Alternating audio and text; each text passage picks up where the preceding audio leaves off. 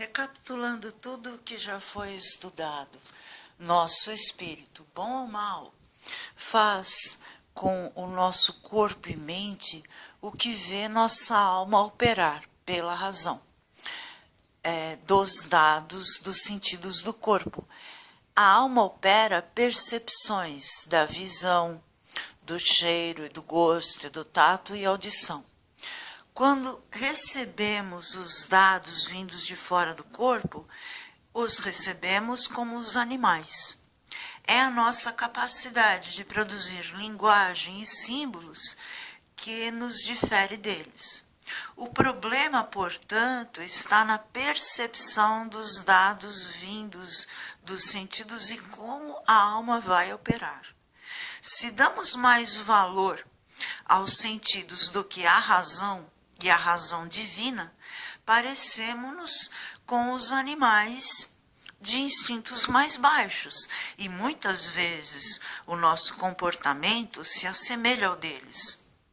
Também falei do espírito, já estudado. Esse, bom ou mal, faz o corpo se comportar como um bicho sempre, porque percebemos como um bichinho, um cordeiro, por exemplo, uma ovelha.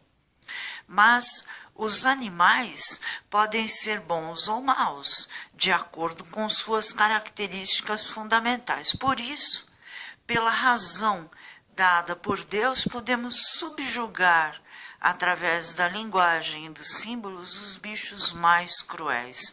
Eu chamo a atenção para a leitura alegórica do versículo 19 do Evangelho de hoje.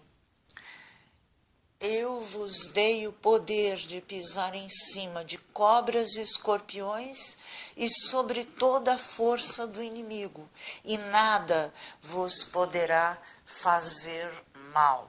Jesus está falando isso aos discípulos.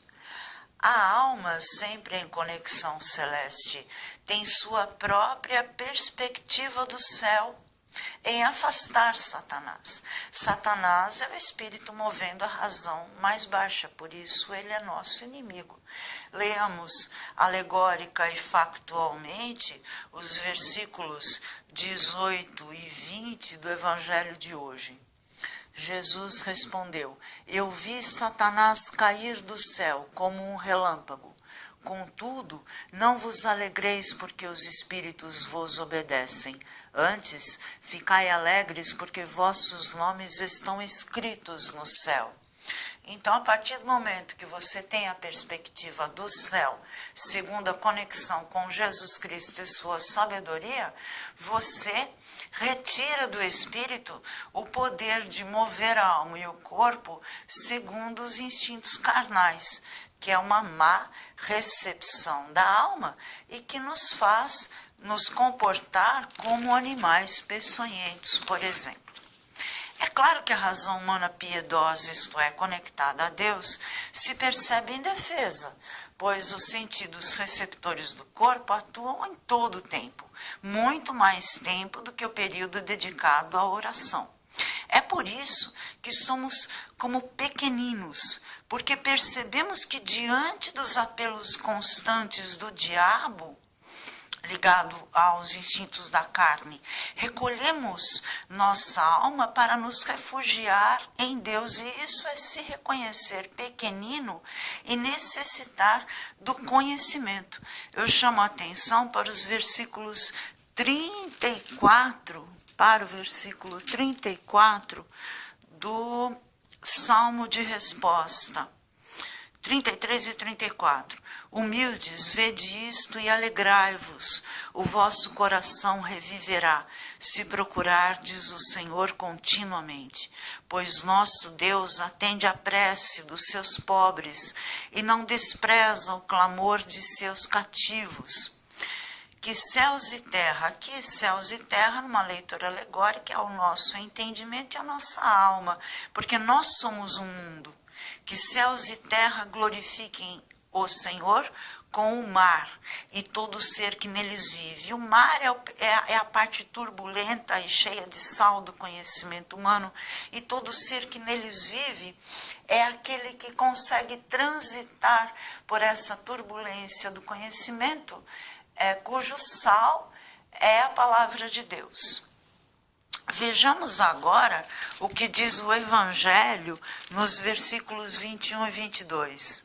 Naquele momento, Jesus exultou no Espírito Santo e disse: Eu te louvo, Pai, Senhor do céu e da terra, porque escondeste estas coisas aos sábios e inteligentes e as revelaste aos pequeninos. Sim, Pai, porque assim foi do teu agrado. Tudo me foi entregue pelo meu Pai.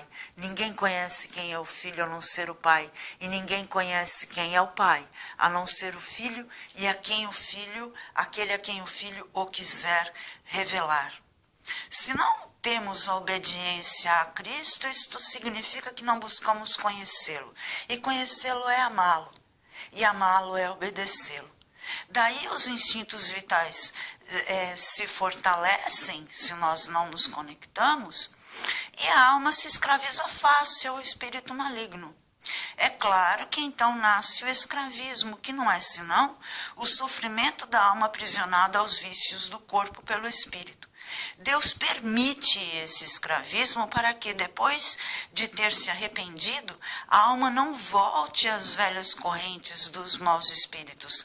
Leamos os versículos de 5 a 29 do livro de Baruque, que vem a ser a primeira leitura escolhida pela Santa Madre Igreja, lendo Jerusalém como alegoria da consciência humana. Coragem, meu povo, que sois a lembrança viva de Israel, fostes vendidos às nações, mas não para serdes exterminados, por terdes provocado a ira de Deus a que fostes entregues aos inimigos. Exasperastes aquele que vos criou, oferecendo sacrifícios aos demônios e não a Deus. Esquecestes o Deus que vos alimentou, o Deus eterno, e entristecestes aquela que vos nutriu, Jerusalém. Ela viu desabar sobre vós a ira de Deus e disse: Escutai, vizinhas de Sião, Deus fez cair sobre mim uma grande aflição. Eu vi o cativeiro de meus filhos e filhas que o Eterno lhes infligiu. Eu os havia criado com alegria, com lágrimas e luto os vi partir. Ninguém se alegre por ver-me viúva e abandonada por muitos. Por causa dos pecados de meus filhos, fiquei deserta. Eles se desviaram da lei de Deus. Animai-vos, meus filhos, e clamai a Deus. Ele que vos fez sofrer há de lembrar-se de vós.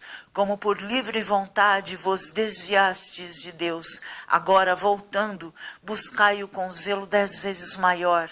Aquele que trouxe sofrimento para vós trará com a vossa salvação eterna alegria.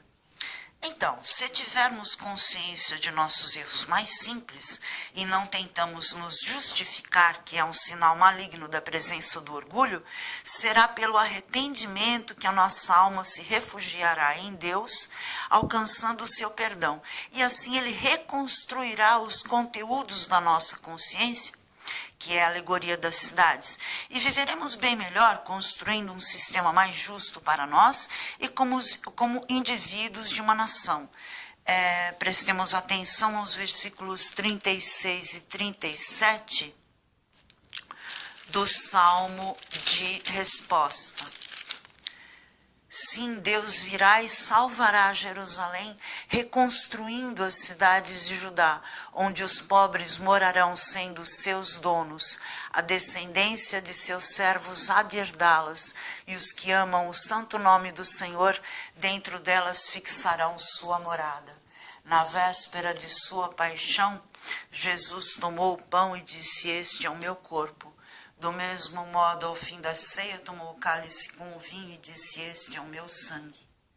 Quem comer da minha carne e beber do meu sangue terá a vida eterna. Senhor, salvai-me.